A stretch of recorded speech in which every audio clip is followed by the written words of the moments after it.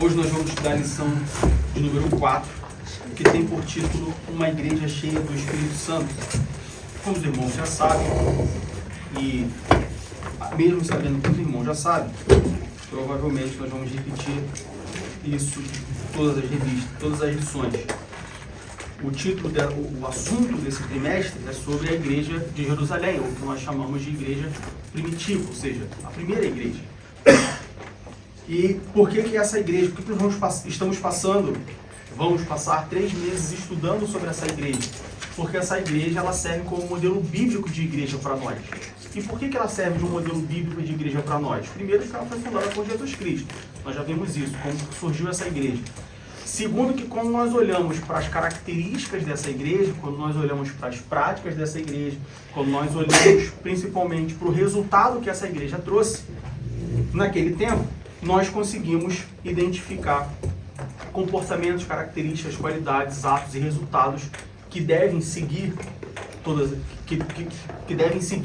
as igrejas, ou seja, que as igrejas devem, é um comportamento, é uma forma, são características que todas as igrejas bíblicas, ou seja, igrejas fundadas na Bíblia, centradas na Bíblia, devem apresentar. Então, por isso a importância da igreja primitiva, da igreja de Jerusalém para nós em 2025. Também, como eu falei na semana passada, igreja primitiva não significa que é uma igreja que faz coisas que não se devem mais fazer. E na semana passada nós falamos sobre isso um pouco. Que hoje, quando a gente fala que algo é primitivo, essa palavra primitivo traz uma ideia de algo ultrapassado, de algo que não se faz mais, porque é muito primitivo, porque é muito ultrapassado. Quando a gente fala igreja primitiva, a gente não está falando de algo ultrapassado, mas sim de algo antigo. Primitivo porque foi a primeira. Primitiva porque é antiga, mas não necessariamente ultrapassada, ou de forma nenhuma ultrapassada, pelo contrário. É uma igreja que, quando nós olhamos as bases bíblicas dessa igreja, nós vemos que elas deveriam ser tão atuais quanto foram no passado. E hoje, na lição de número 4, que tem por título Uma Igreja Cheia do Espírito Santo, nós vamos ver algumas características. Pode entrar. Nós vamos ver algumas características do que é uma igreja cheia do Espírito Santo. E por que isso é importante? Bom, principalmente para nós, assembleanos, que somos uma igreja pentecostal, ou seja, uma igreja que segue uma doutrina pentecostal, que crê na atuação do Espírito Santo, na manifestação dos dons espirituais, como descrito no livro, na carta de Paulo aos Coríntios, no próprio livro de Atos, é importante para nós sabermos, ou termos uma referência do que é uma igreja pentecostal, do que é uma igreja espiritual, ou que é uma igreja cheia do Espírito Santo. Por que isso é importante? Porque ao longo dos anos, principalmente nos últimos 100, 150 anos, que foi quando o movimento pentecostal ele se deu início, e a partir desse movimento pentecostal, várias igrejas pentecostais surgiram, a ideia, a percepção, ou a característica de uma igreja cheia do Espírito Santo foi se distanciando do que nós vemos, do que é uma igreja cheia do Espírito Santo quando nós comparamos com Atos dos Apóstolos. Ou seja, quando a gente pega a igreja cheia do Espírito Santo, de Atos capítulo 2, capítulo 4, do livro de Atos, e a gente compara com o que é uma igreja, ou o que as pessoas dizem, o que nós achamos. Quando eu falo nós, não necessariamente nós aqui que estamos nessa sala, mas nós, século 21, 2025, o que nós entendemos que é uma igreja cheia do Espírito Santo, muitas coisas não batem, muitas coisas são diferentes. Então nós precisamos olhar para a igreja primitiva, ver o que é uma igreja cheia do Espírito Santo, para que a gente possa ou reforçar, ou seja, continuar no caminho, ou mudar a direção do que nós entendemos que é uma igreja cheia do Espírito Santo.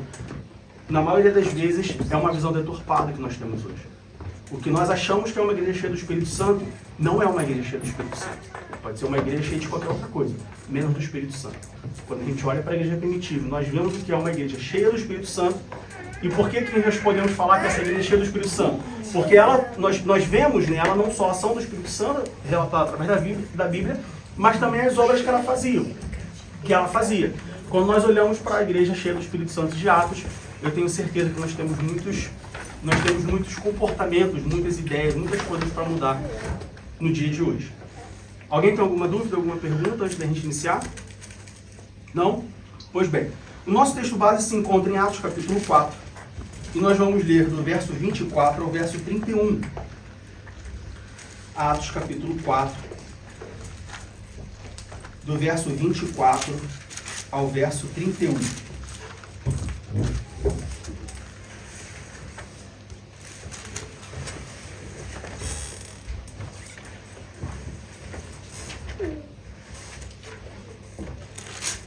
Atos capítulo 4, do verso 24 ao verso 31. Todos acharam? Amém. Amém? Diz assim a palavra de Deus. E ouvindo eles isso, unânimes levantaram a voz a Deus e disseram: Senhor, Tu és o que fizeste o céu e a terra e o mar e tudo o que neles há. Que disseste pela boca de Davi, teu servo, porque bramaram as gentes e os povos pensaram coisas vãs. Levantaram-se os reis da terra e os príncipes se ajuntaram uma contra o Senhor e contra o seu ungido. Porque verdadeiramente contra o teu santo filho Jesus, que tu ungistes, se ajuntaram não só Herodes, mas Pôncio Pilatos, com os gentios e os povos de Israel, para fazerem tudo o que a tua mão e o teu conselho tinham anteriormente determinado que se havia de fazer. Agora, pois, ó Senhor, olha para as suas ameaças e concede aos teus servos que falem com toda a ousadia a tua palavra, enquanto estendes a mão para curar, e para que se façam sinais e prodígios pelo nome do seu santo filho Jesus. E tendo eles orado, moveu-se o lugar em que estavam reunidos, e todos foram cheios do Espírito Santo, e anunciavam com ousadia a palavra de Deus. Para contextualizar os irmãos, na semana passada nós vimos a pregação de Pedro, que foi posterior à cura de um coxo. Então, Atos capítulo 2, descida de Pentecostes, todos reunidos, descida do Espírito Santo, línguas como repartida de fogo e tudo mais. Passou isso, Pedro então, aquelas pessoas que estavam ali atônitas, elas, né, o que está acontecendo e tal, e aí Pedro toma a palavra e Pedro prega para aquelas pessoas. E aí a palavra de Deus vai dizer que quase 3.000 almas se salvaram. Passado isso, Pedro e João, eles estão andando, subindo ao templo na hora da oração, e aí tem um coxo no meio do caminho que pede esmola. Pedro e João falam: olha, não tenho prata nem ouro, mas o que eu tenho eu te dou, levanta e anda. Aquele homem é curado. As pessoas de novo ficam: o que aconteceu? Pedro então prega para essas pessoas, quase 5.000 pessoas aceitam a Jesus, se converteram e creem. Depois disso, Pedro e João então, ele é levado por os sacerdotes, porque, né, as autoridades, percebendo aquilo, chama Pedro e João e fala: olha, vocês não podem pregar o nome de Jesus, vocês não podem ensinar o nome de Jesus. Isso estão fazendo errado. Pedro e João então, Pedro agora então, ele prega no sinédrio, dentro do sinédrio. Ou seja, pegam Pedro, pegam João, levam presos, e nesse momento, Pedro então não se mantém, não se deixa ser calado, vamos assim dizer, e com ousadia ele prega perante o sinédrio. Ele fala para eles: olha, vocês acham justo vocês prenderem a gente por causa do nome de Jesus? Vocês acham que isso está certo? E aí, como resultado disso, a gente vê que eles então são soltos não pela justiça que os governantes fizeram, mas sim porque eles estavam com medo do povo por causa das maravilhas que Pedro e João estavam fazendo. E aí a gente se encontra aqui em Atos capítulo 4, do verso 24 ao verso 31, aonde depois que eles foram soltos, se a gente voltar a alguns versículos, no versículo 23 diz: e soltos eles foram para os seus, ou seja, Pedro e João sendo soltos, foram para os seus, ou seja, voltaram para a sua igreja. Voltaram, e aí quando a gente fala igreja aqui, não é igreja um templo igreja, porque naquela época não existia templo igreja. Ou não existia a igreja como um templo, a igreja era na casa, porque não tinha um templo. Então, Pedro e João é solto, e aí no versículo 23 diz que, uma vez soltos, eles foram para os seus, ou seja, voltaram para a igreja, voltaram para os seus irmãos, e contaram tudo o que lhes disseram os principais dos sacerdotes e os anciãos. Então eles voltaram para casa, onde eles se reuniam, voltaram para a igreja deles, e contaram tudo o que aconteceu. Contaram todas as coisas, e aí aqui, como diz contaram tudo, eu poderia dizer que eles contaram desde a cura. Olha, a gente estava andando, ele tinha um coxa, a gente curou o coxa, aí o pessoal veio, perguntou o que estava acontecendo. Aí, talvez, né, João falou, e aí Pedro pregou para eles, e depois vieram os homens e pegaram a gente, prenderam, e aí Pedro falou no sinédrio, contaram tudo o que tinha acontecido.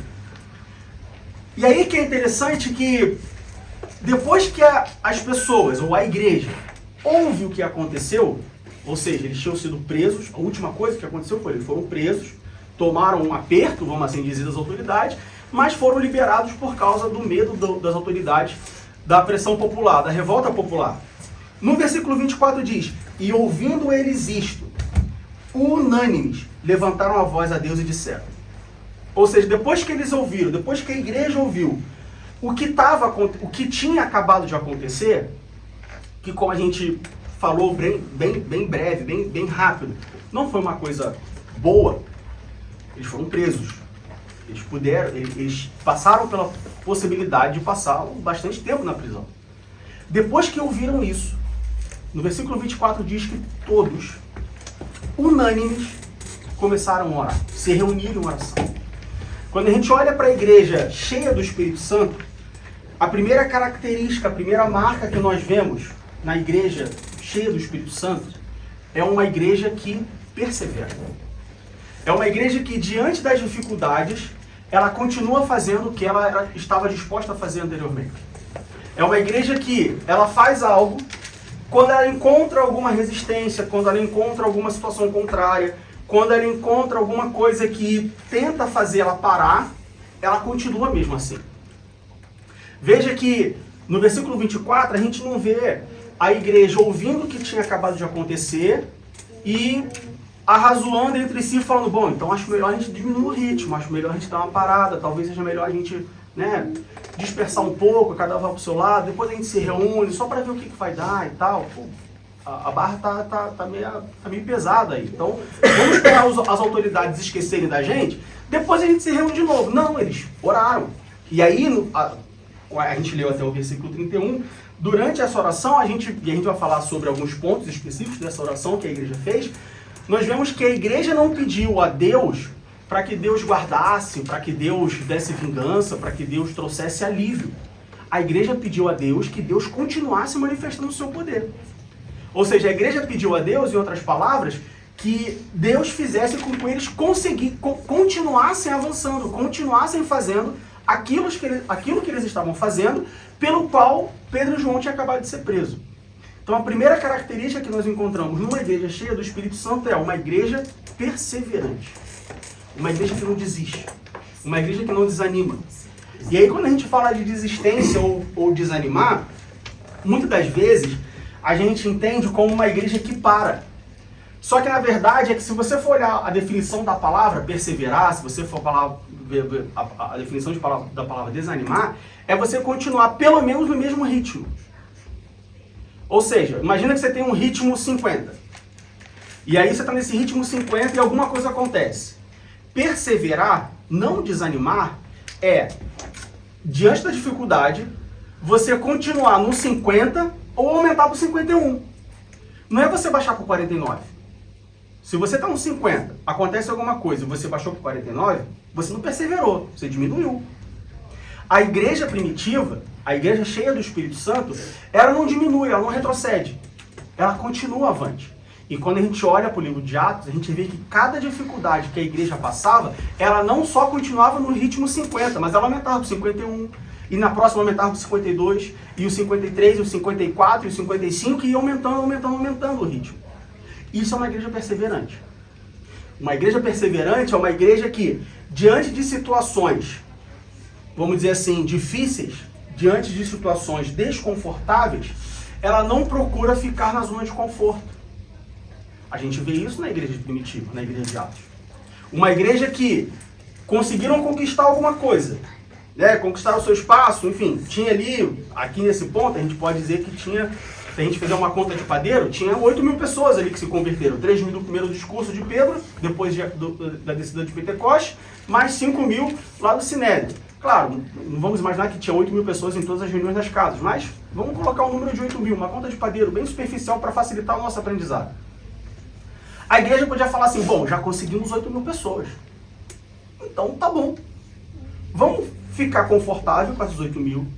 Vamos ficar aqui, já fizemos um bom trabalho. Vamos ficar um tempo aqui com esse número de pessoas, dessa forma. Tiveram agora Pedro e João quase presos. Vamos ficar aqui confortável, tá? Vamos nos estabelecer. E depois que a gente estabelecer, aí a gente pensa no que a gente vai fazer. A igreja primitiva não ficava na zona de conforto. A igreja primitiva sempre queria mais. A igreja primitiva sempre avançava. A igreja primitiva, não importa o que acontecesse, ela sempre avançava. Mas por que ela avançava? Porque ela queria crescer? Porque Pedro e João tinham tem um nome de uma síndrome quando você quer sempre ser o maior e o melhor. Tem um nome específico que me fugiu agora. Megalomaníaco. Mas é porque Pedro e João eram megalomaníacos? Porque eles queriam ser o maior grupo? Porque eles queriam ter a maior quantidade de pessoas? Não. Porque quando a gente vê a oração de Atos capítulo 2, do verso 24 ao verso 31, nós vamos ver que eles não queriam crescer, eles não se conformavam em parar por causa deles, mas sim por causa de Deus, para que o poder de Deus fosse manifestado. O pedido da igreja para sinais e maravilhas não era para que eles fossem reconhecidos como portadores, ou como benfeitores, ou como aqueles que faziam sinais e maravilhas, mas sim para que o nome de Deus fosse glorificado. Mas sim para que o poder de Deus fosse manifestado. Então veja que há uma diferença. Hoje, quando nós olhamos muitas igrejas que não ficam na zona de conforto, mas buscam avançar, buscam crescer, a gente não pode julgar, mas quando a gente olha para os frutos, a gente vê que grande parte delas não querem crescer, não querem progredir para que o poder de Deus seja manifestado, para que a palavra de Deus seja pregada, para que mais pessoas possam conhecer as boas novas, o Evangelho de Deus, mas sim para que elas possam ser reconhecidas como a maior igreja não sei aonde, maior ministério não sei de quê. Porque essa igreja tem não sei quantos mil metros quadrados, não sei quantas mil pessoas. Tá, mas e quantas pessoas se converteram? Quantas pessoas se convertem? Não, porque nesse culto mesmo, no culto dessa igreja, que nem há um tempo atrás a gente estava conversando, e aí eu estava conversando com uma pessoa e falou assim, não, porque tem uma igreja lá que a gente tentou nessa igreja não sei quantas vezes. E a gente não conseguiu ir na igreja. Porque a igreja está sempre lotada. Caramba, interessante, não? Uma igreja está sempre lotada. Não lembro muito exatamente quantas vezes esse casal tentou ir nessa igreja e não conseguiu. E essa igreja está sempre lotada. Eu falei, caramba, está sempre lotada, está sempre lotada. E quantos cultos? Não, essa igreja acho que tem 2, 3 cultos por dia, por domingo. E está sempre lotada, não sei quantas mil pessoas. Eu falei, rapaz, que igreja é essa? Mas eu também pensei assim, mas e as conversões nessa igreja? Uma igreja sempre lotada. Vamos pegar uma igreja com 2.000 pessoas.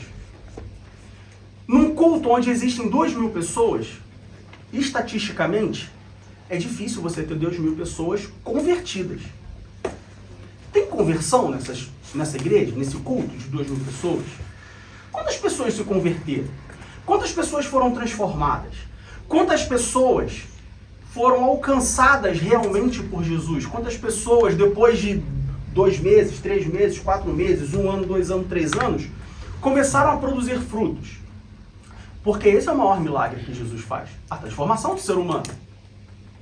Então veja que, enquanto muitas igrejas hoje, e aí, por favor, meus irmãos, eu não estou julgando as igrejas, não estou falando de uma igreja, ele está falando, não, porque ele falou um culto com 2.000 pessoas, e eu ouvi ontem no Instagram, não sei aonde, que uma igreja não sei aonde tem um culto com... Então, não estou falando de igreja nenhuma, estou usando números, estou usando exemplos, tá?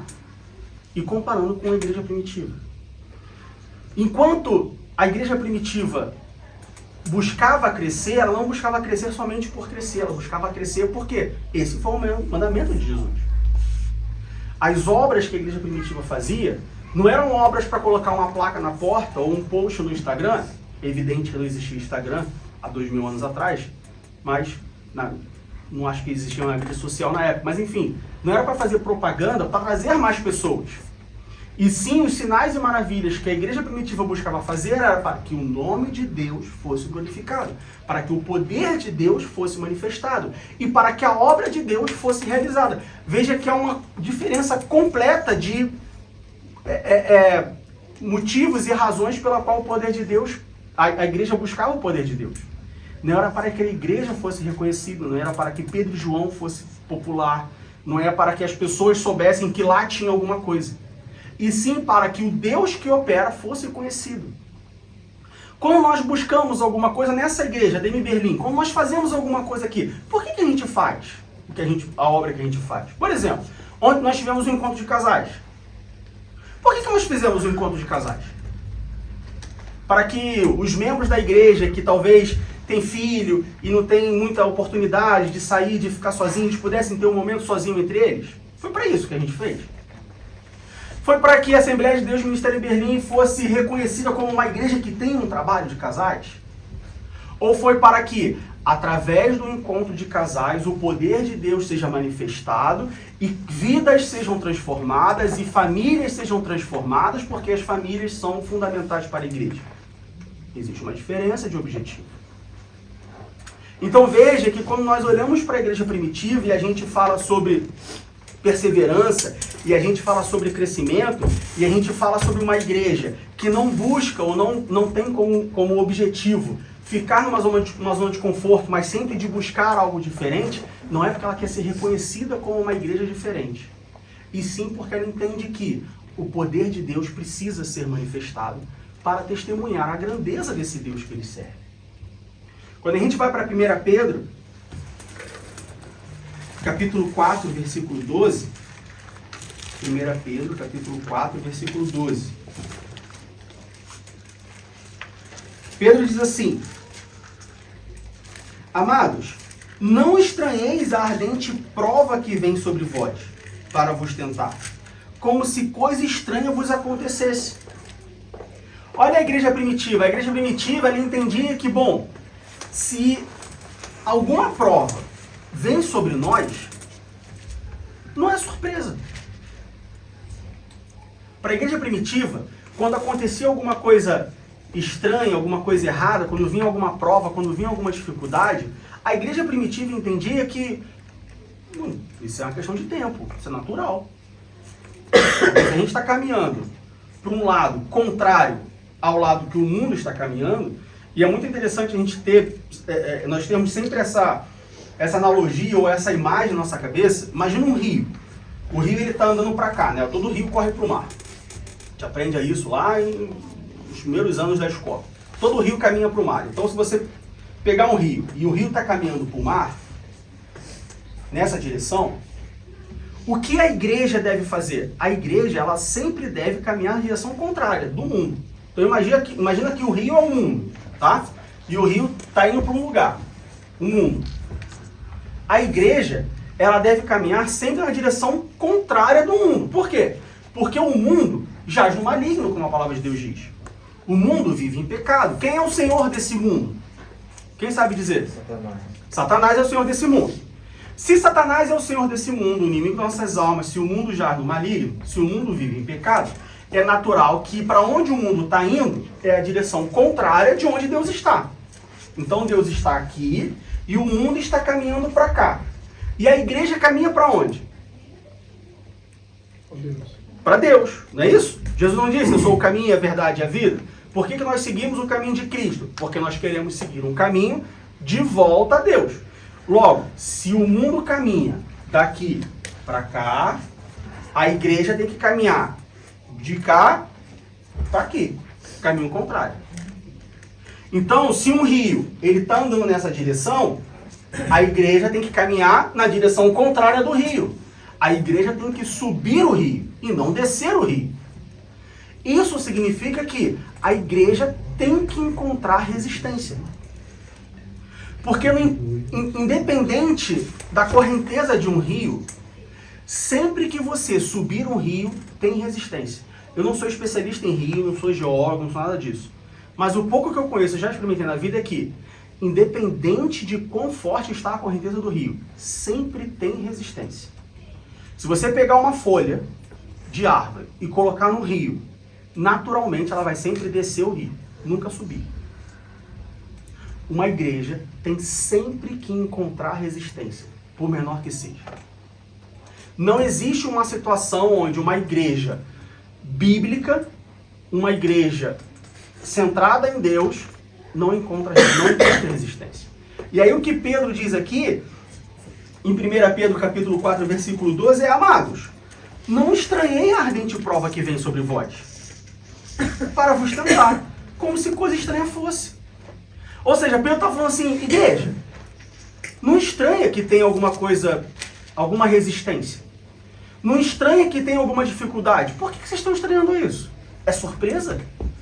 Imagina você subir o rio e falar assim, caramba, eu tô subindo o rio, tá difícil, eu tenho que remar. É óbvio que tem que remar. Você tá subindo o rio, você tá indo contra a correnteza. Quando nós olhamos para a igreja hoje, em 2025, é interessante como muitas igrejas ficam surpresas quando encontram alguma dificuldade. Quando encontram algum tipo de provação, quando encontram algum tipo de resistência. E a gente está falando de igreja porque, né, estamos estudando sobre igreja nesse trimestre, mas a gente pode falar dos crentes. Crentes que vêm e falam assim, meu irmão, ora por mim, meu irmão. Por quê, minha irmã? Por quê, meu irmão? Não, ora por mim porque o inimigo está furioso na minha vida. Não, mas então eu tenho que orar, eu tenho que dar glória a Deus, então. Mas glória a Deus porque o inimigo está furioso? Claro, preocupado eu ficaria se o inimigo estivesse satisfeito com a sua vida. Agora, se o inimigo está furioso com a sua vida, amém. Meu irmão, ora pela nossa igreja, porque a nossa igreja está enfrentando muita dificuldade por causa daquele lugar. Mas dificuldade de quê, meu irmão? Dificuldade financeira? Não, porque é muita opressão, porque é vizinhança, porque os vizinhos... Que bom, glória a Deus, vamos continuar orando para a igreja, então, incomodar ainda mais. Mas como assim, meu irmão? A gente tem que viver em paz. Tem que viver em paz entre os irmãos, não paz comum. Quando a Bíblia diz que a igreja tem que viver em paz, ela tem que viver em paz entre os irmãos, não paz com o mundo. Porque paz com o mundo significa que o mundo está satisfeito com o que a gente faz. De novo, o mundo jaz no maligno. O mundo não pode ficar satisfeito com a igreja nunca. A partir do momento em que o mundo ficar satisfeito com a igreja, alguma coisa está errada. Não com o mundo, mas com a igreja. Porque o mundo nunca vai querer Deus. A palavra de Deus diz isso, que o homem por si só nunca vai buscar a Deus. Então a igreja sempre tem que ter um atrito com o mundo. É natural, é bíblico. E o que nós vemos hoje são igrejas que, e é claro que a gente não está falando sobre a igreja buscar o atrito com o mundo, mas o que nós vemos são igrejas fugindo do atrito com o mundo. Alguma coisa está errada.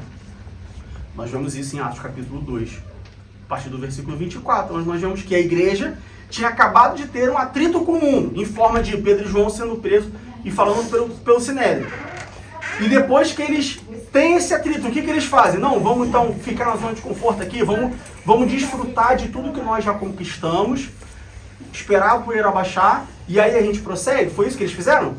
O que eles fizeram? Vamos orar para pedir a Deus mais, para que o poder dele se manifeste ainda mais, para que a igreja avance ainda mais. De novo, não para que eles fossem reconhecidos como a melhor, a maior, a igreja mais importante, mas sim para que o poder de Deus fosse manifestado e testemunhado por aquelas pessoas. A irmã quer falar alguma coisa? Não? Alguma dúvida? Alguma pergunta? Abra sua Bíblia agora então, em Atos capítulo 4. E aí a gente vai ler o versículo 3, o versículo 17 e o versículo 18. Atos capítulo 4, versículos 3, 17 e 18. Versículo 3. E lançaram mão deles e os encarceraram na prisão até o dia seguinte, pois era já tarde. Como eu falei, Pedro e João fazem o que aconteceu, e aí vem as autoridades, pegam Pedro e João e jogam na prisão. Aí no versículo 17 diz assim, aí aqui Pedro e João já estão perante o Sinédrio. Aí diz assim, então eles, as autoridades, né? Então eles, vendo a ousadia de Pedro e João, informados de que eram homens sem letras e indoutos, se maravilharam. E tinham conhecimento de que eles haviam estado com Jesus. Aqui a gente vê uma outra característica, e aí não uma característica da igreja em si, mas abrindo um parênteses, a característica dos membros dessa igreja. As autoridades, olhando para Pedro e João, sabiam que Pedro e João eram indoutos, eram incultos, ou seja, não eram letrados. Trazendo para 2025, eles sabiam que Pedro e João não tinham estudado nas melhores escolas. Eles sabiam que Pedro e João, não que eles fossem, mas apenas por nível de comparação, eles sabiam que Pedro e João eram analfabetos. De novo, não estou falando que Pedro e João eram analfabetos, mas apenas para a gente ter uma ideia do que no versículo 17 diz que eles eram sem letras e indoutos. Ou seja, eles sabiam que Pedro e João não tinham esse conhecimento todo. Por que eles falavam desse jeito? Por que eles tinham essa ousadia? Por que eles tinham essa oratória? Por que eles sabiam que Pedro e João não tinha isso, né? Vamos dizer assim, não aprenderam isso. Porém, no final do versículo 13 diz: e tinham conhecimento de que eles haviam estado com Jesus. Ou seja, eles sabiam que Pedro e João não eram letrados, mas sabiam que eles estavam com Jesus, que eles tinham estado com Jesus. Olha a importância do testemunho. Olha a importância das pessoas saberem que você é cristão. E aí, eu aprendi na minha adolescência sobre o crente agente secreto. Você sabe quem é o crente agente secreto? Quem já ouviu falar do crente agente secreto? Do crente 007. O crente 007 é aquele que só quem sabe que ele é crente, é ele mesmo. Ninguém mais sabe que ele é crente. Porque ele não fala como crente, ele não se veste como crente. E aí, eu não estou falando que todos têm que... Não estou falando de costume, tá? Eu estou falando de pessoas que se dizem crentes, mas que ninguém sabe que ele é crente. Como que as pessoas... Ah, então quer dizer que eu tenho que vestir uma roupa especial, como acontecia, né, há 40, 50 anos atrás, onde mulher só usava saia, onde homem não usava bermuda, porque tenho que me vestir como crente? Não, isso é costume.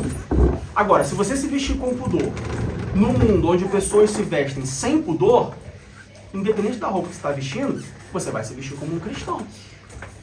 Se você fala palavras aonde o mundo onde você vive, as pessoas não falam aquelas palavras, ou as pessoas falam aquelas palavras, e você como cristão não fala aquelas palavras, você vai falar como um cristão.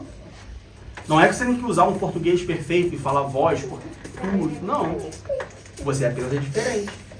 O que nós vemos hoje são igrejas ou crentes que se adaptam ao mundo com a desculpa de pregar ao mundo.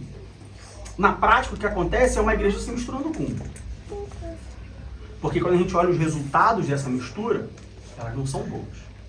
É como o povo lá atrás, o povo de Israel, lá atrás, quando o reino se dividiu, que o reino do norte, porque foram levados cativos antes e tudo mais, o que eles fizeram? Se misturaram com os povos lá do norte, os povos idólatras. E aí alguém pode falar assim, não, mas se misturou para ensinar a Deus, ensinar para eles sobre Deus, ensinar eles a sacrificar. O que aconteceu na prática? Se desviaram completamente, antes do reino do sul, por causa da mistura. É por isso que quando a gente fala, quando a Bíblia fala, quando a igreja fala, quando o pastor fala, né? Hoje a gente tem um culto de jovens, então isso geralmente se fala isso para jovens, adolescentes. Cuidado com o jogo desigual. Você quer casar? Casa com crente. Ora primeiro. Ah, mas eu gosto dele, mas eu amo. Sim, você ama, mas cuidado. Olha o jogo desigual. Não se mistura. As amizades, o namorado, a namorada. Cuidado. É porque na maioria das vezes as misturas sempre saem pro lado errado. A gente vê isso em toda a história do povo de Israel. Todas as vezes que Deus falou, olha, vai lá, mas não se mistura. E o povo desobedeceu e se misturou. Depois veio um profeta falando, olha, vocês erraram, vocês estão longe, vocês precisam ser reconciliados. Nunca teve uma situação onde o povo se misturou e dessa mistura saiu uma coisa boa.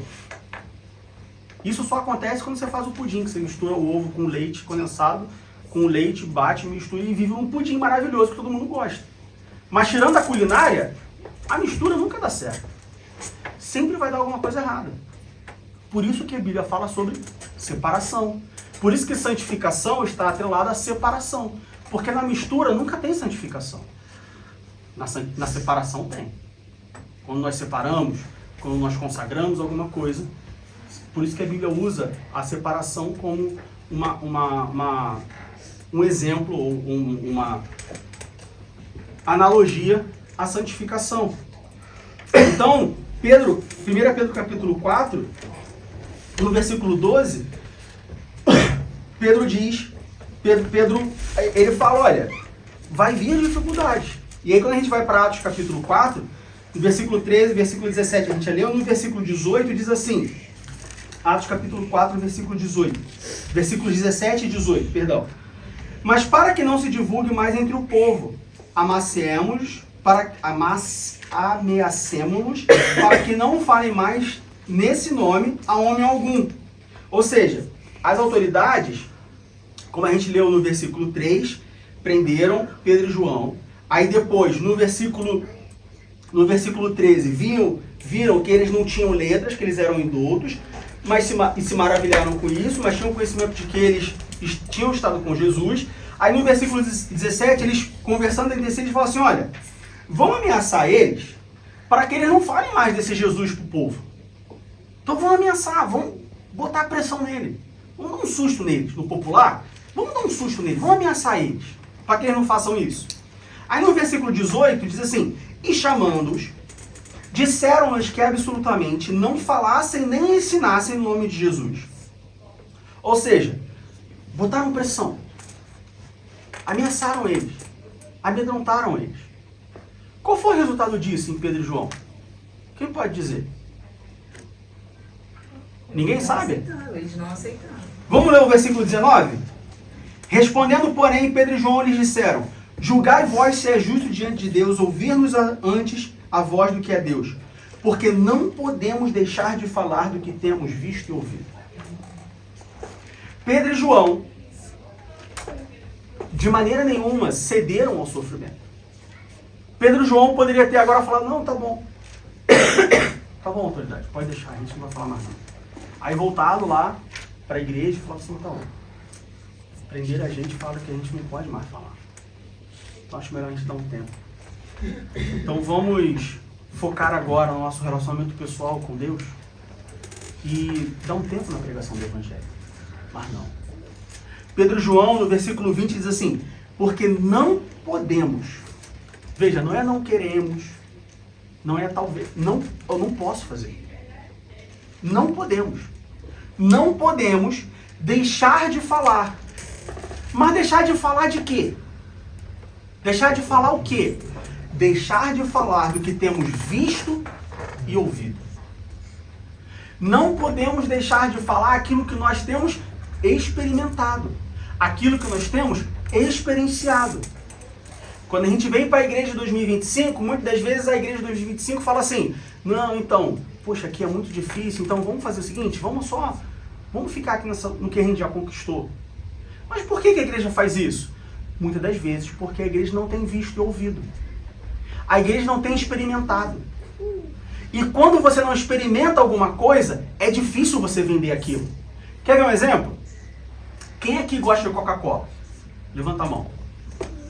Quem aqui gosta de Coca-Cola bem gelada no verão? Levanta a mão. Com uma rodelinha de limão. Aquela que você pega assim, ela tá suando. É difícil falar para alguém, tentar convencer alguém, porque quem convence é o Espírito Santo. É difícil tentar convencer alguém a tomar essa Coca-Cola no verão, quando está 40 graus de sol. Não. Pode ser difícil convencer, mas tentar convencer é fácil. Porque você já experimentou, você sabe que uma Coca-Cola gelada no verão, ela é uma delícia. Então você tenta convencer a pessoa e por mais que a pessoa rejeite beber refrigerante, enfim, a minha esposa está de prova, ela não é muito fã de refrigerante, ela fala, amor, você tem que beber, amor, porque é muito gostoso. E por que eu tento com todas as forças? Porque eu já experimentei. Porque eu sei que é bom. Por que Pedro e João falaram por cima? Olha só, a gente não pode deixar de falar. Porque eles tinham visto e ouvido, eles tinham experimentado. Eles sabiam que era bom. Muitas das vezes a igreja para de falar porque ela não experimenta. Então ela fica só na área teórica. Então ela só fala aquilo que ela leu, aquilo que ela ouviu, aquilo que os pais falaram, mas nunca experimentou de fato. E aí sim é difícil você continuar. E aí sim é difícil, mesmo diante do sofrimento, mesmo diante das dificuldades, você permanecer fiel, você continuar falando, você continuar expandindo, porque você só falou, mas você não experimentou. Olha a importância de nós experimentarmos a Deus. E quando a gente fala experimentar a Deus, não é experimentar de tentar. Porque a palavra experimentar também pode trazer essa ideia de tentar. Ah, não, vou experimentar a Deus, ou seja, eu vou tentar a Deus, eu vou colocar uma... Deus, olha só, se tu existe, então que caia um míssil agora na Vancouver ali 86. Não, 86 não, cai na 87, 88, 86 a gente está aqui. Não, isso não é experimentar no sentido de ter relacionamento, de conhecer, de ver, de experimentar, não só de ouvir falar, mas de ver. Veja que Pedro e João eles dizem assim: porque não podemos deixar de falar do que temos visto e ouvido. Não é só visto, não é só ouvido, é visto e ouvido, ou seja, o que nós experimentamos, o que nós sentimos, o que nós provamos. Por isso que uma igreja não pode ser uma igreja teórica, ela tem que ser uma igreja prática. Porque quando nós vemos e ouvimos as coisas de Deus, quando nós experimentamos a Deus, falar delas é muito fácil. Eu já dei esse exemplo aqui alguma vez. Você chega para mim e fala assim: Diego, eu quero fazer uma viagem. Me indica um lugar. E eu falo assim: mas qual é o seu orçamento? Irmão, meu orçamento é ilimitado. Só me diz o lugar que eu vou. Eu não posso falar para você: meu irmão, vai para Tanzânia. Porque você vai falar assim: tá, mas como que é lá? Eu falo: não sei. Tá, mas o que eu como? Não sei. Por quê? Porque eu nunca fui para Tanzânia.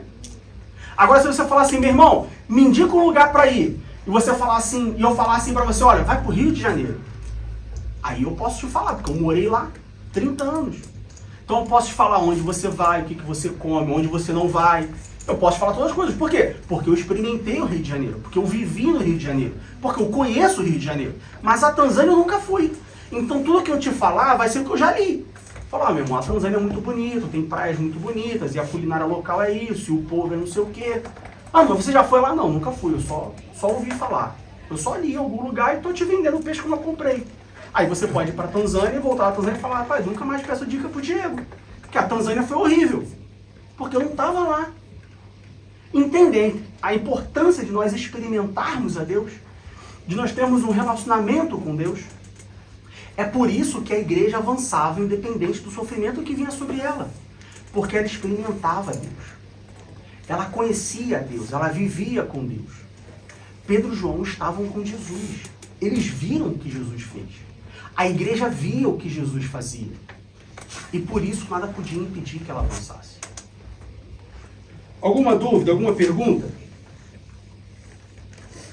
Então a gente vê que a igreja cheia do Espírito Santo, Atos capítulo 4, versículo 8, nos diz isso.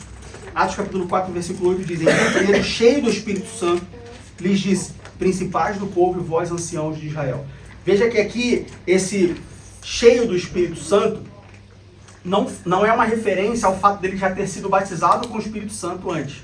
Aqui é cheio no sentido de que ele estava cheio não pelo que já tinha acontecido, mas cheio no presente. Não é havia sido cheio, tendo sido cheio. Se a Bíblia estivesse falando aqui, né, no versículo 8. Então Pedro, tendo sido cheio do Espírito Santo, então a Bíblia estava falando referência a Atos capítulo 2, ao batismo com o Espírito Santo. Não, aqui diz: então Pedro, cheio do Espírito Santo, está no presente. Seria cheio de autoridade? Cheio de autoridade do Espírito Santo. Então não é o passado, é o presente. Não é pelo que já tinha acontecido, é pelo que estava acontecendo naquele momento. Cheio do Espírito Santo. Uma igreja cheia do Espírito Santo é uma igreja que suporta qualquer tipo de sofrimento. Qualquer tipo de perseguição. Eu concordo com você, porque olha, a gente vê aí a igreja perseguida aí na China, na Coreia do Norte, na África Central, e a gente vê que essa igreja realmente é cheia do Espírito Santo e ela suporta o sofrimento, e você vê testemunhos de pessoas, de famílias, de pastores, né, de crentes que optam por perder a sua vida, mas não negar a Cristo. Tá, então isso significa que a igreja em Berlim então não sofre nada? Então significa que porque a Alemanha é um país onde permite, onde nós temos liberdade religiosa, então essa parte da Bíblia não se atrela, não serve para ADM Berlim? A igreja tem que sofrer. Só que os sofrimentos são diferentes. Que tipo de sofrimento nós enfrentamos aqui? Você já parou para pensar? Algum tipo de sofrimento a gente tem que sofrer. Porque não existe, olhando para a Bíblia e olhando para o mundo, não existe uma situação onde a igreja no local não tem um sofrimento, não tem uma adversidade, não tem um problema. Tem que ter alguma coisa. Tem que ter alguma perseguição. Se não tem perseguição, então essa igreja está na zona de conforto.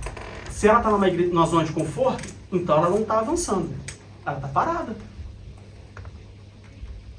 Então, nós precisamos pensar de, talvez, eu estou buscando levar a minha vida numa zona de conforto que não está me fazendo uma igreja cheia do Espírito Santo, uma igreja como a igreja primitiva que vence as dificuldades. Algum tipo de sofrimento tem que ter. E eu não estou pregando o evangelho de sofrimento, o evangelho onde nós temos, né, que as pessoas se batiam, como é que é o nome que dá? Uma autoflagelação. Não, a Bíblia me diz que aonde há luz, não há trevas. Se o mundo está em trevas e nós somos a luz, tem que ter algum tipo de adversidade, alguma resistência tem que ter. Então, irmão, se nós estamos numa zona de conforto, o Senhor mexe o tabuleiro para que a gente possa passar por tubarão ou tanque. Eu lembrei disso agora. Lembrou? Uhum. A gente foi numa convenção há uns 2 anos, 3 anos atrás. Acho que foi a primeira convenção que nós fomos. Que aí o Bispo Abel, ele deu uma palavra lá para os pastores e ele contou a história do tubarão no tanque. Que é isso que a irmã falou. Tá muito confortável? Então balança o tabuleiro aí. Coloca o tubarão no tanque para o povo se mexer. O peixe correr. Pro peixe correr. E tubarão no tanque. Não pode ficar parado. Então veja que... Só que é interessante que, de novo, quando a gente olha para as igrejas perseguidas, fica muito fácil você entender o sofrimento e a perseguição. Mas aí quando a gente vem para uma igreja que não é perseguida ativamente, mas é uma perseguição velada, esse sofrimento, essa perseguição, ela meio que desaparece e as pessoas acham que não existem. Mas, por exemplo, falando de Berlim, se você olhar, por exemplo, para quem tem filho, nas escolas, você vai enfrentar algum tipo de sofrimento, de perseguição ou de resistência ao evangelho. É um tipo de... A gente pode colocar que é um tipo de sofrimento, é um tipo de adversidade que a igreja enfrenta. Os ensinamentos na escola. E como nós lidamos com isso? Porque Pedro e João, fazendo uma analogia com a situação de Pedro e João falaria assim: olha, escola, eu não posso deixar de ensinar para o meu filho que o homossexualismo é pecado. Mas aí pode ter alguma pessoa que fala assim: não, mas é a escola. Então deixa, fazer o quê? Está sendo preconceituoso. A gente tem que amar as pessoas. Então, veja bem. Está cedendo um sofrimento. Está na zona de conforto. É claro que eu não vou também... Não, porque Deus me deu ousadia. Então eu vou para a porta da escola e vou levantar um carro. A Bíblia não ensina isso. A Bíblia nos ensina a resistir, não a atacar. Em algum momento da Bíblia você encontra Deus falando ataque? Não. Você encontra Deus falando resista. Resistir ao diabo e ele fugirá de vós. Não é corra atrás do diabo. Não é ataque o diabo. Não é pise na cabeça. É resista e ele fugirá de vós.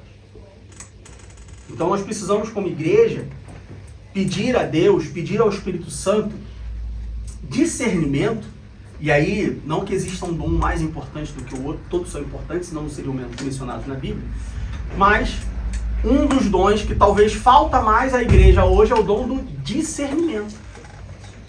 Discernimento para eu saber se alguém está endemoniado ou não? Não, discernimento para eu conseguir entender as coisas. Discernimento para eu poder ver quando que uma lei de um governante, quando que um ensinamento na escola, quando que alguma coisa é um sofrimento que eu preciso passar por Jesus, por causa do Evangelho. Discernimento para eu poder olhar a situação e entender, bom, não, isso aqui é uma provação, isso aqui é um sofrimento, isso aqui eu tenho que sofrer, mas passar por ele, e não recuar e ficar na zona de conforto. O Espírito Santo dá esse discernimento. Nós precisamos pedir a Deus esse discernimento, pedir ao Espírito Santo que nos dê esse discernimento. Em Atos capítulo 4, versículo 19, Pedro e João, eles continuam. E eles falam assim: respondendo, porém, Pedro e João lhes disseram: julgai-vos se é justo diante de Deus ouvir-nos antes a vós do que a Deus. Como a gente leu no versículo 20. Porque não podemos deixar de falar do que temos visto e ouvido. 21. Mas eles ainda os ameaçaram mais. E não achando motivo para os castigar, deixaram-nos ir por causa do povo, porque todos glorificavam a Deus pelo que aconteceu. Então veja que eles prenderam Pedro e João, eles falaram para Pedro e João não falar. Pedro e João falaram assim, olha só, não tem como não falar, meu. Eu tenho que falar. Faz o que você quiser aí. Mas não tem como falar para você, não vou falar. Porque eu vou falar para você que não vou falar, você vai me soltar e quando eu for solto eu vou continuar falando. Aí no versículo 21 diz, mas eles os ameaçaram mais, ou seja, tu vai falar? Não que foi assim que aconteceu, mas, eu tô falando para tu não falar e tu tá me dizendo que você não tem como não falar. Ameaçaram mais. Só que no final fizeram o quê? Soltaram, porque não tinha o que fazer. O que nós aprendemos com isso? Nós aprendemos que a igreja primitiva era uma igreja que não havia negociação. Não tem negociação com as coisas de Deus. Igreja não negocia com ninguém. Igreja não negocia com nada. Igreja não negocia nem com Deus. Porque Deus não negocia, Ele é Deus. Então veja bem, nem com o dono da igreja se negocia. Olha que interessante. Eu alugo um apartamento. Eu só posso negociar com o dono do apartamento. Não adianta negociar com o vizinho, porque o apartamento é do vizinho. Não adianta negociar com uma outra imobiliária, porque o apartamento não é essa imobiliária. Eu só posso negociar com o dono do meu apartamento. A igreja, nem com o dono dela negocia, porque Deus é negociável. Por que Deus é negociável? Porque Deus não muda. Quando a gente faz um negócio, duas pessoas fazem um negócio, elas negociam, essa negociação é o quê? Um se adaptando ao outro. Então, aqui custa 4. Aí, eu sou o vendedor. Eu quero vender por 6. O comprador quer comprar por 2. A gente negocia para fechar o preço em 4. Não é assim o negócio? O que é um negócio? Não é assim? As duas partes, alguém cedeu. Às vezes só um lado cede, às vezes só o outro, às vezes os dois. Uma negociação é isso. Nem com o dono da igreja se negocia. Porque Deus não muda. Deus não cede. Então, se uma parte nesse negócio é imutável, não tem negociação. É o outro lado que tem que aceitar. Nem com Deus se negocia. Pedro e João aqui nos mostram, a igreja primitiva nos mostra que com os valores de Deus não se negocia. Uma igreja não negocia os seus valores. Vão voltar para 2025. O que nós mais vemos hoje são igrejas negociando os seus valores. Negociando com quem? Negociando com políticos. Igreja que chama... Não, mas veja bem, meu irmão, é que a gente está chamando um político, o candidato a prefeito, vereador, não sei o quê, papapá. A gente está chamando ele porque ele é o membro da nossa igreja. Porque ele é cristão. Porque nós precisamos de uma bancada evangélica para votar contra as leis do mundo. Meu irmão, a igreja não tem que votar contra as leis do mundo. A igreja tem que pregar a Jesus. Porque a lei do mundo não vai passar hoje, mas vai passar amanhã, porque a Bíblia diz que vai ficar pior. Não vai melhorar. Então a função da igreja não tem que parar o avanço do mundo. A função da igreja é pregar o evangelho. Para que o mundo se salve. Porque o mundo vai piorar. E aí o que nós vemos são igrejas negociando os seus valores. Por quê? Porque aí chama um, aí elege o outro. Mas aí depois, quando elege, aí essa pessoa vai trazer um favor. Essa pessoa que elegeu vai lá e vai dar um favor, vai cobrar um favor. Negócio. Dentro da igreja. Igreja negociando com governos. Como o nosso pastor falou na semana passada, estamos buscando um local novo para a igreja. E já tivemos propósito de que, olha, a gente dá uma igreja para vocês. Mas você não pode falar contra o homossexualismo. Você tem que apoiar um negócio. Não, valores são negociáveis. Você pode me dar o que eu quiser, meu filho. Você pode me dar a maior igreja em Berlim. Você pode me dar uma igreja na Alexanderplatz. Se eu tiver que abdicar dos meus valores, então eu não quero. Mas o que nós vemos hoje são igrejas negociando os valores. Que valores nós temos negociado no nosso dia a dia? Igrejas, por exemplo, onde botam mais tempo para música do que para a pregação da palavra, é uma igreja que negocia os seus valores. Porque a Bíblia não diz para cantar, ela diz para pregar o evangelho. Jesus disse isso, ide por todo o mundo e cantai a toda criatura. Foi assim que ele falou? Não. Ide por todo o mundo e cante sem parar. O louvor é parte integral de um culto cristão. Paulo fala sobre isso. Mas ele não é a parte principal. A parte principal é a pregação do evangelho. Porque a ordenança de Jesus foi: ide pregai o evangelho a toda criatura. Então, num culto de 2 horas, você não pode ter 10 minutos de pregação e 50 minutos de louvor. Tá desbalanceado. Ah, então vou colocar então 50-50. Não, tem que ter mais pregação e menos louvor. Jesus falou, ide por todo mundo e pregar o evangelho. Ah, meu irmão, mas se eu colocar 50 minutos de pregação, a igreja vai ficar vazia, negociando valores. Ah, meu irmão, mas se eu tirar o culto da vitória e colocar o culto da doutrina, a arrecadação da igreja cai, negociando valores. Ah, meu irmão, mas a escola dominical é muito chato, o pessoal tem que acordar cedo. Então a gente tira a escola dominical negociando valores. A igreja não pode negociar os valores. Os valores de Deus são inegociáveis. A doutrina de Deus é inegociável. A Bíblia é inegociável. Você vê igrejas deixando a Bíblia de lado na pregação do Evangelho. E as pregações são muito mais palestras motivacionais, pessoas que deixaram a doutrina bíblica e se voltaram à psicanálise, à psicologia, à programação neurolinguística, que negociam valores. É interessante como que às vezes as pessoas estão tão cegas nisso que você vê, por exemplo, autores que as pessoas acham que são livros cristãos, mas não são autoajuda. Isso isso no Paulo Coelho não tem diferença nenhuma. A diferença é que o Paulo Coelho é assumidamente espírita. O outro se faz de cristão para poder vender mais livro. Negociando valores. A igreja primitiva não negociava valores. Olha, isso é isso. Ah, mas eu vou ameaçar mais. Você pode ameaçar, mas se eu sair daqui eu vou continuar falando. Ah, mas eu vou te prender. Não tem problema, você pode me prender. Mas tô sendo sincero. Se você me soltar, eu vou continuar falando. Eu não posso deixar de falar o que eu ouvi. Eu tenho que continuar falando. Valores negociáveis. Que valores nós negociamos no dia a dia? Tenho certeza que muitos de nós, muitas vezes, nos encontramos em situações onde a gente fala, caramba, se eu não abrir mão disso aqui, vai dar errado. Se eu for por esse lado, rapaz, vou entrar num problema. Então, quer saber? Eu vou procurar aqui um outro jeito de sair dessa situação, né, para que tudo dê certo. Não, valores são inegociáveis. Inegociáveis. Não abra mão dos valores cristãos. Não abra mão dos valores bíblicos. Eles são inegociáveis. Seguindo adiante. Atos capítulo 4, versículo 20. A gente já falou sobre isso, mas voltando nesse versículo, Pedro diz, olha, porque não podemos deixar de falar do que temos visto e ouvido. E aqui nós vemos que Pedro e João, eles estavam convictos do que eles faziam. Em Atos capítulo 8, versículo 6, alguns capítulos adiante, um tempo depois, a gente vê assim, e as multidões, unanimemente, prestavam atenção ao que Filipe dizia. E por que a multidão prestava atenção no que Filipe dizia? Porque Filipe tinha uma boa oratória?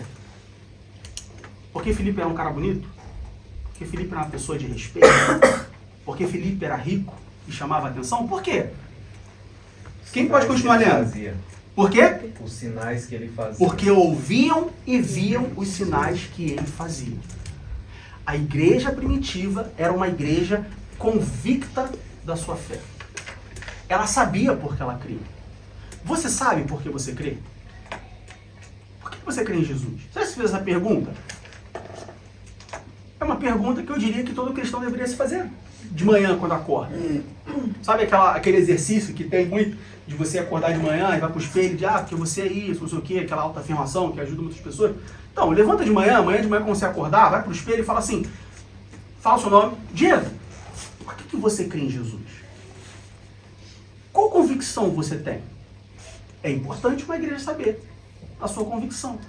Ou é importante uma igreja ter a sua convicção. A igreja primitiva era uma igreja convicta da sua fé. Eles sabiam em quem eles criam. Eles sabiam o porquê eles criam, em quem eles criam. Eles sabiam para que eles criam. Nós precisamos saber em quem, por quê e para quê. Em quem você crê? Não, eu creio em Deus. Todo-Poderoso, Criador dos céus e da terra. Tá, por que você crê nele? Eu creio nele porque se eu não crer nele eu vou crer mais em quem? Resposta mediana. Não, eu creio nele porque eu já tentei viver sem ele e foi horrível. Mas foi horrível por quê? Foi horrível porque tudo deu ruim na sua vida? Foi horrível porque a partir do momento que você entrou para a igreja, você conseguiu um emprego, então você associou que se você sair da igreja, você vai perder seu emprego? Por que você crê em Jesus? Por que você crê em Deus? Para que você crê? Ah não, Diego, eu creio porque Berlim, Alemanha, vim para cá, minha família sozinho, e aqui eu encontrei uma família que, poxa, que me abraça, que me acolheu, e pessoas que me amam, então agora a gente vai ter o culto da virada. E aí, se não estivesse na igreja, eu ia passar sozinho em casa. Então, aqui é uma maneira de eu ter um contato com a minha terra natal. É para isso que você crê em Jesus? Tenho certeza que tem vários outros grupos que podem te dar muito mais do que a gente pode te oferecer. Do que essa igreja pode te oferecer. Já se perguntou para que você crê em Jesus? Para que você serve a Deus? Precisamos responder essas 3 perguntas. A igreja primitiva sabia em quem, por quê e para quê. Ela era convicta da sua fé. Uma igreja precisa ser convicta da sua fé. Porque somente convicto da fé, nós vamos poder vencer as dificuldades, nós vamos poder permanecer fiéis, nós vamos poder não negociar a nossa fé, não negociar os nossos valores, não se contentar com a zona de conforto. Quando eu entendo o porquê que eu sigo a Deus, o porquê que eu sirvo a Deus, para que eu sirvo a Deus, quem é Deus, eu não consigo ficar parado. Aí os testemunhos que você ouve por aí que as pessoas falam assim, ó. Aí é Pedro e João falando assim, ó, eu não tenho como deixar de falar. Não tenho. Eu sei em quem eu sigo, eu sei o porquê e sei o pra quê. Então, aí quando Paulo fala, ó, morrer para mim é lucro. Por que Paulo diz morrer para mim é lucro e viver é Cristo? Porque Paulo, ele tinha um pensamento suicida? Porque Paulo estava em depressão? Não. Porque ele sabia em quem ele cria. Ele sabia o porquê ele cria. E ele sabia o para que ele cria. Então ele falou assim, olha, se eu morrer, é lucro, porque eu vou alcançar o para quê mais rápido. O crente que sabe, que é convicto da sua fé, quando fala assim, quando o pastor diz assim, não, se Deus não voltar essa semana, nós teremos o nosso culto da virada. Ele vai glória a Deus e fala assim, Maranata, hora venceu Jesus, que Jesus volte amanhã, que Jesus volte hoje. É lucro Jesus voltar hoje, não preciso trabalhar amanhã. Olha que maravilha. A igreja precisa estar convicta da sua fé. Só que para a igreja estar convicta da sua fé, ela precisa ser apresentada uma fé verdadeira, uma fé bíblica. Por que muitas igrejas, por que muitos cristãos não são convictos da sua fé? Porque não têm contato com a fé verdadeira. Aí é difícil ter convicção. Quando você não é apresentado o verdadeiro Deus, e sim o Deus Papai Noel, que está tudo que eu peço, é difícil ter a convicção. Porque aí uma vez eu vou pedir alguma coisa para ele, ele não vai me dar na hora que eu quero. Então já fica em dúvida se realmente ele é quem ele é.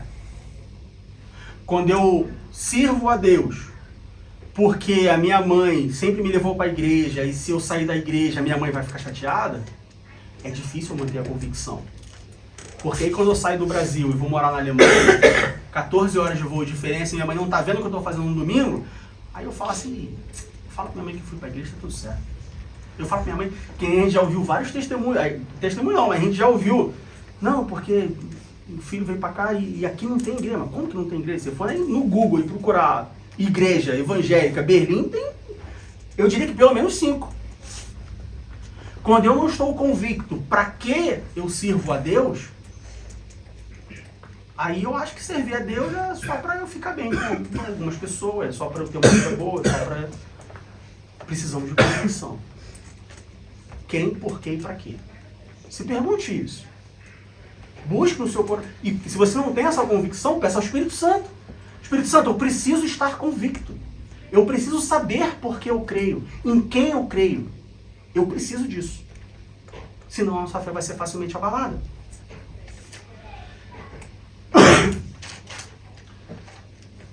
Seguindo adiante. Quando a gente vai para Atos capítulo 4. Atos capítulo 4. E a gente vai do versículo 24.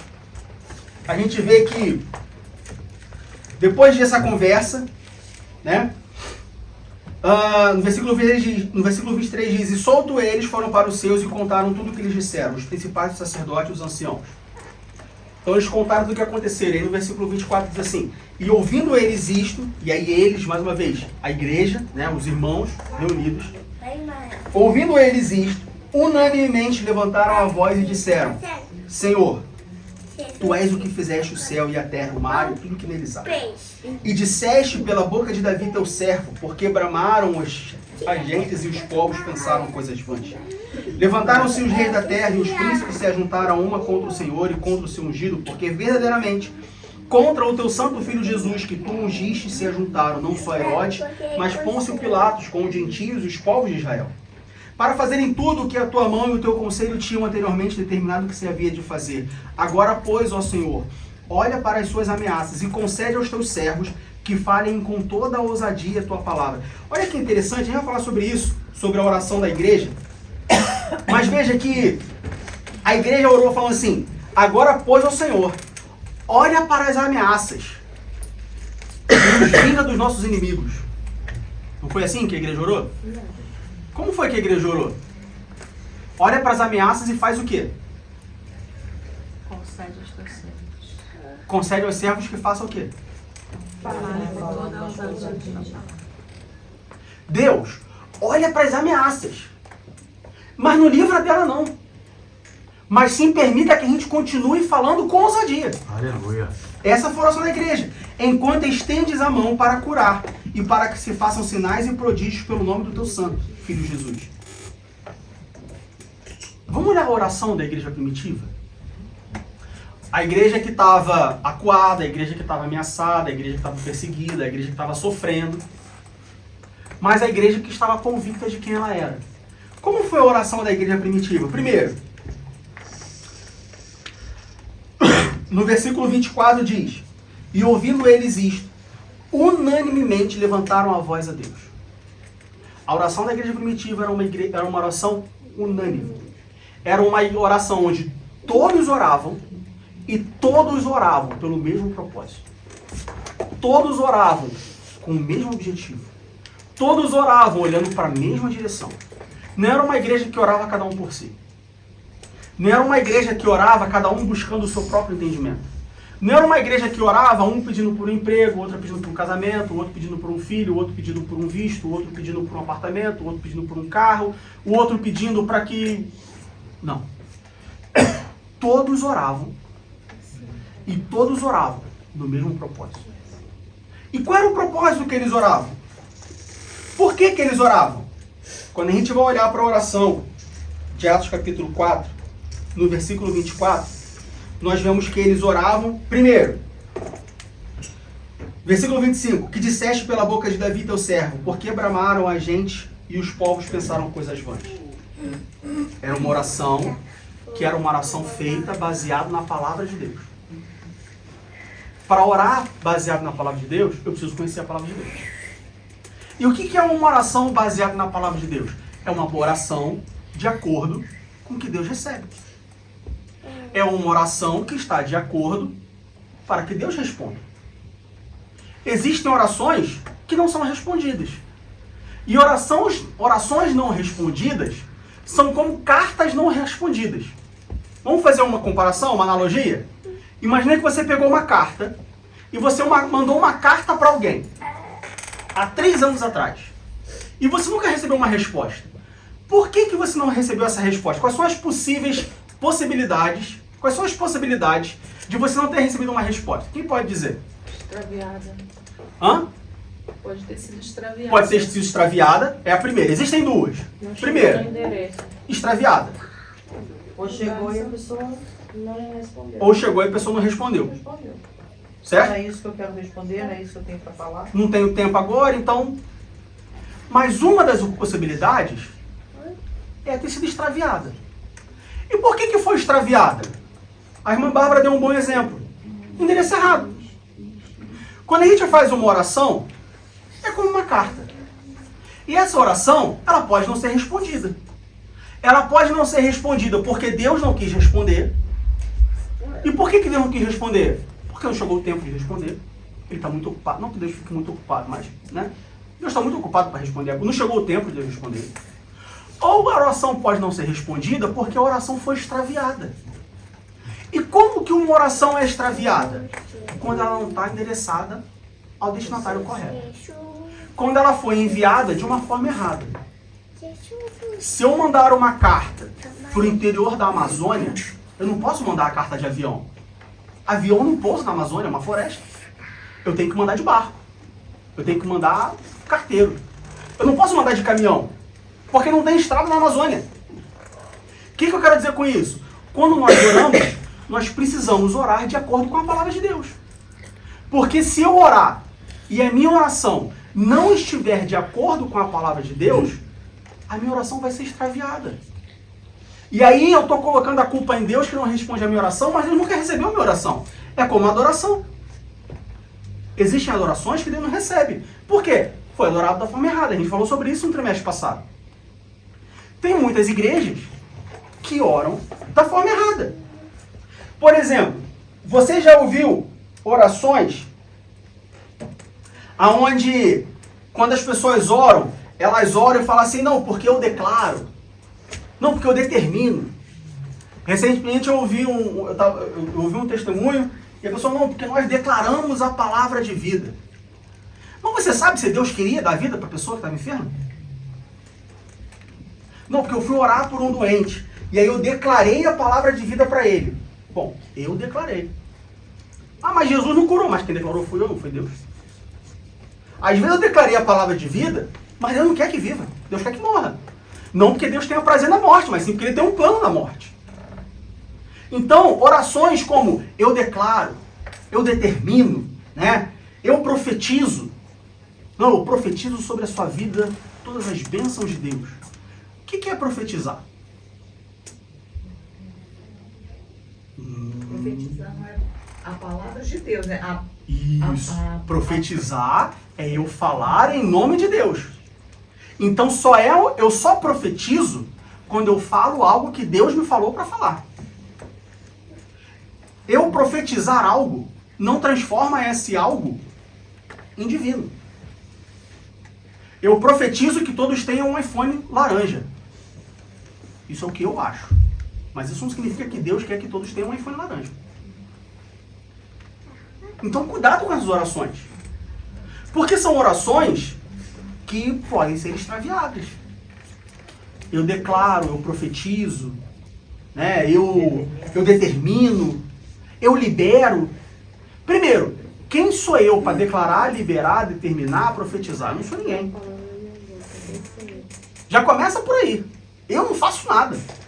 Porque quando a gente vai para a oração do povo, a oração da igreja, lá em Atos capítulo 4, diz assim...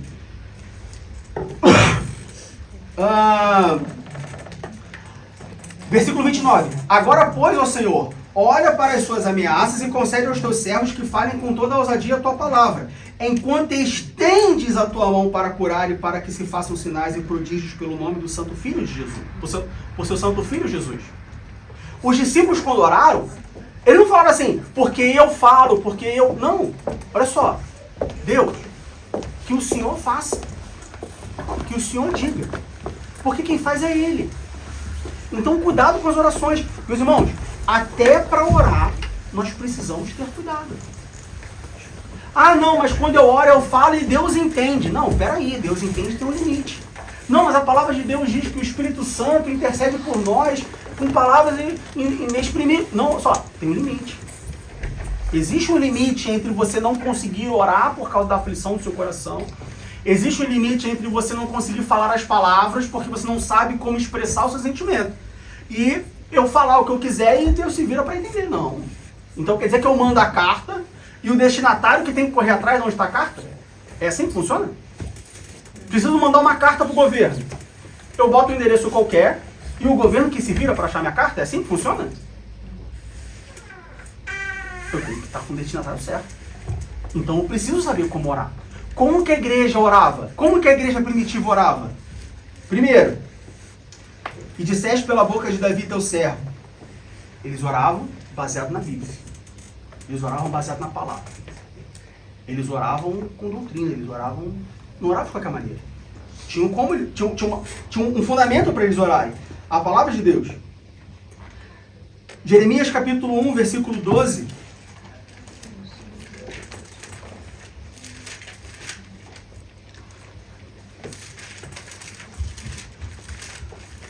Jeremias capítulo 1, versículo 12, diz assim: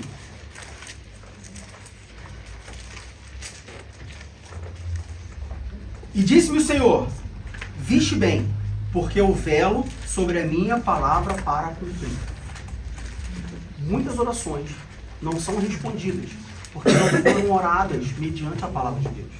Não foram oradas conforme a palavra de Deus. Então Deus não tem obrigação de cumprir, porque Deus só vela pela sua palavra. Então não é porque eu falei em nome de Deus que Deus vai cumprir. Deus vai cumprir se eu orei como Deus mandou eu orar. Como Deus me garantiu para orar. Deus só vai responder a minha oração se eu mandar para o destinatário certo, da forma certa. Se a carta for extraviada, não vai. Para nós encerrarmos,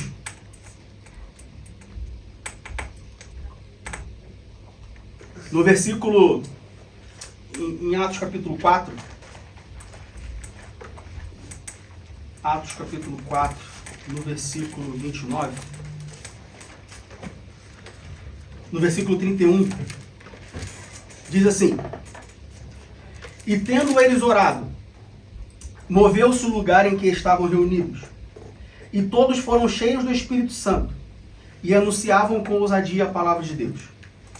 Uma igreja cheia do Espírito Santo é uma igreja que ora conforme a palavra de Deus. E quando uma igreja cheia do Espírito Santo ora conforme a palavra de Deus, alguma coisa acontece. Alguma coisa sempre acontece. E o que é essa coisa que acontece? No versículo 30 nos mostra 3 coisas que acontecem, ou 3 áreas em que a oração feita pela igreja, mediante a palavra de Deus, cheia do Espírito Santo, traz. Primeiro, e tendo eles orado, moveu-se o lugar em que estavam reunidos. A terra tremeu. Fisicamente, alguma coisa acontece. Ah, então quer dizer que toda vez que a igreja cheia do Espírito Santo orar, vai ter um terremoto? Não. Significa que no âmbito físico, alguma coisa acontece. Que coisa? Não sei. Talvez as pessoas reconheçam. Talvez as pessoas, o lugar onde você está muda. Você nunca ouviu testemunhos, por exemplo, de cidades que foram completamente transformadas por causa da oração da igreja? Por causa da pregação do evangelho? A cidade era uma coisa, chegou uma igreja, a cidade transformou, mudou. Alguma coisa no âmbito físico acontece. O lugar moveu-se. Mas continua. E todos foram cheios do Espírito Santo. Aqueles que eram cheios ficaram mais cheios ainda.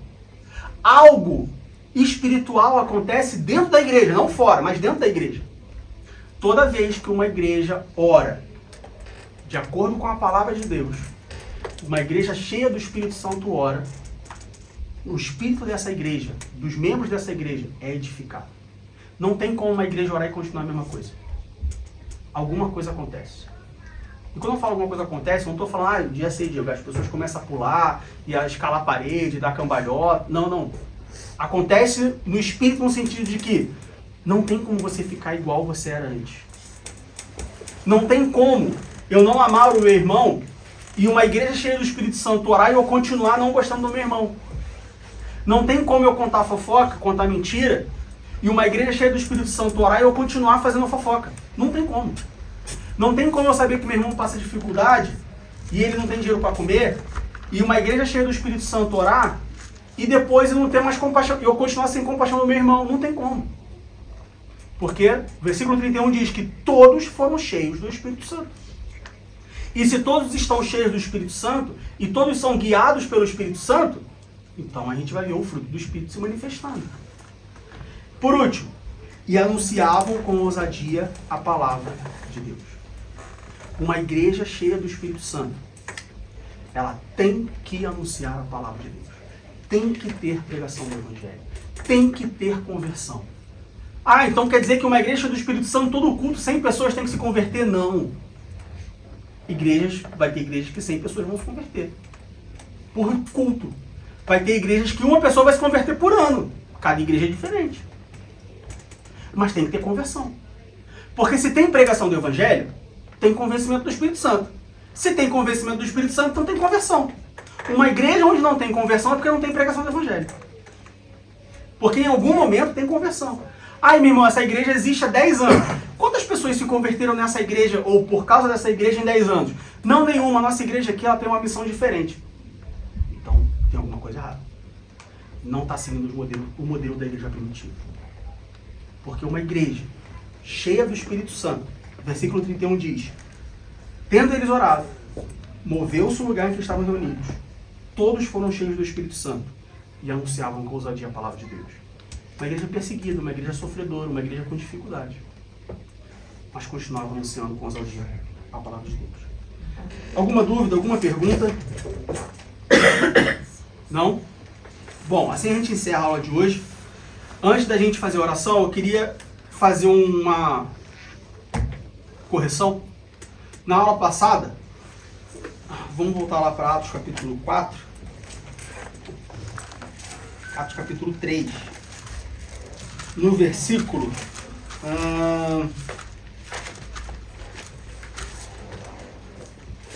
Atos capítulo 3, versículo 21, 22. 21 e 22. O qual convém que o céu contenha até os tempos da restauração de tudo, dos quais Deus falou pela boca de todos os seus santos profetas, desde o princípio. Porque Moisés disse: o Senhor vosso Deus levantará dentre vossos irmãos um profeta semelhante a mim. A ele ouvireis em tudo quanto vos disser. Na aula passada, quando eu falei sobre esse trecho, eu falei que Pedro estava falando que nós tínhamos que ser profetas como ele. E aí isso pode ter passado a ideia de que o versículo 22, e de fato eu entendo que certamente deve ter passado essa ideia para os irmãos, que o versículo 22 era como se Pedro estivesse falando dele mesmo. O que é estranho, porque Pedro não foi anunciado. Pedro não é conhecido por ser profeta, Pedro é apóstolo. Aqui, quando fala um profeta semelhante a mim, é um profeta semelhante a Moisés. Quando eu disse que nós precisamos ser profetas como Pedro, eu estou falando do ministério profético do Novo Testamento. Existe uma diferença entre o ministério profético do Novo Testamento e o ministério profético do Antigo Testamento. No Antigo Testamento, um profeta era alguém que Deus pessoalmente levantou para entregar uma mensagem específica, Moisés. No Novo Testamento, nós podemos, vamos dizer assim, tecnicamente dizer que um profeta é todo aquele que prega a palavra de Deus.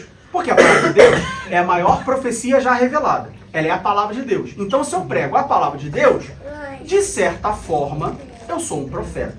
Então, quando eu disse que nós precisamos ser profetas igual a Pedro, eu estou falando que nós precisamos ser profetas de pregar a palavra de Deus. Não o que eu acho, não o que eu acredito, não o que eu penso, mas sim o que a palavra de Deus diz.